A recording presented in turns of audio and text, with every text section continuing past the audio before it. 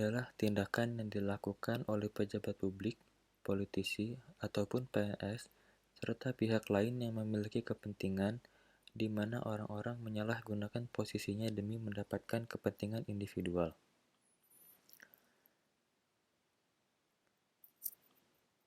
Ada beberapa dampak negatif dari perilaku korupsi.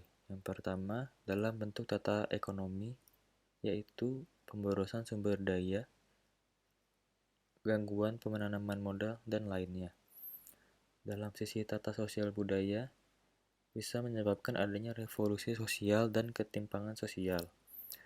Dari sisi tata administrasi, di mana administrasi menjadi tidak efisien, memiliki kemampuan yang kurang, tidak ahli, hilangnya sumber-sumber negara, keterbatasan kebijakan pemerintah, dan pengambilan tindakan yang represif. Penyebab dari korupsi terdapat beberapa aspek. Yang pertama ada aspek individu, di mana yang berpengaruh adalah dari masing-masing individu, yaitu contohnya dalam hal moral dan etika masing-masing orang. Aspek organisasi, yaitu di mana di dalam organisasi tersebut korupsi adalah suatu budaya. Selanjutnya ada juga aspek masyarakat, tempat individu dan organisasi, di mana di tempat individu dan organisasi tersebut hidup berupa kekayaan, sehingga akan semakin menyebabkan tingginya potensi untuk korupsi. Terus adanya sistem yang buruk, di mana sistem buruk ini contohnya tidak ada pengawasan dan tidak ditegakkan undang-undang dan hukum yang berlaku.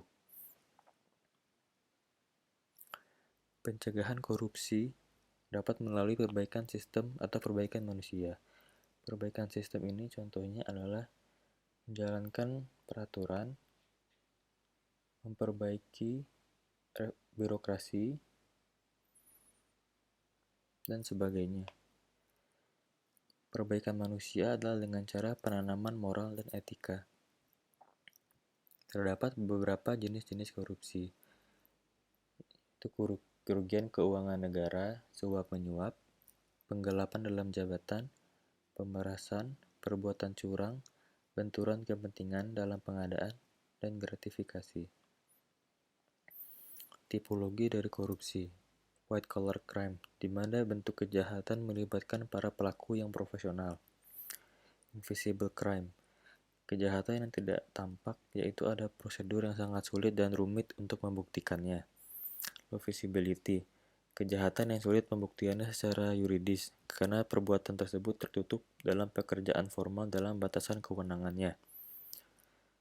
Extraordinary crime, bentuk kejahatan dengan modus operandi yang sangat canggih dan luar biasa, sehingga kejahatan itu baru dirasakan dan diketahui setelah waktu yang lama. Public power, bentuk kejahatan ini dilakukan oleh penguasa dan pengusaha yang mempunyai kekuasaan pemerintah dan kuasa ekonomi. Professional fringe violator adalah bentuk tipologi kejahatan korupsi di lingkungan profesi.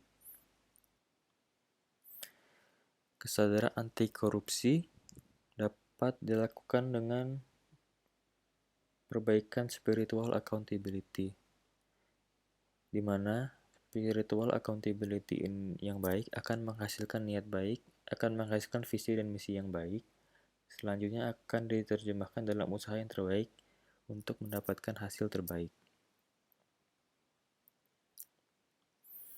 Untuk jauh dari korupsi ada beberapa hal yang bisa dilakukan. Pertama, tunas integritas. Tunas integritas ini penting karena dapat menjadi jembatan masa depan organisasi untuk masa depan yang lebih baik.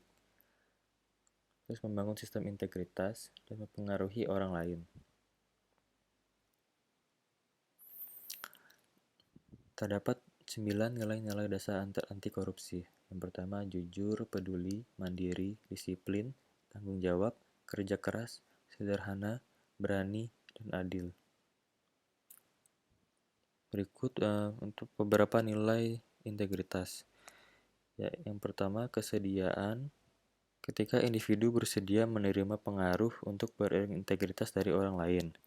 Identifikasi apabila individu meniru integritas seseorang atau kelompok lain. Lalu internalisasi apabila individu meniru integritas seseorang atas kelompok lain dikarenakan integritas sudah sesuai dengan apa yang dianggapnya sebagai bentuk hubungan yang menyenangkan. Sistem integritas. Yang pertama, reframing culture.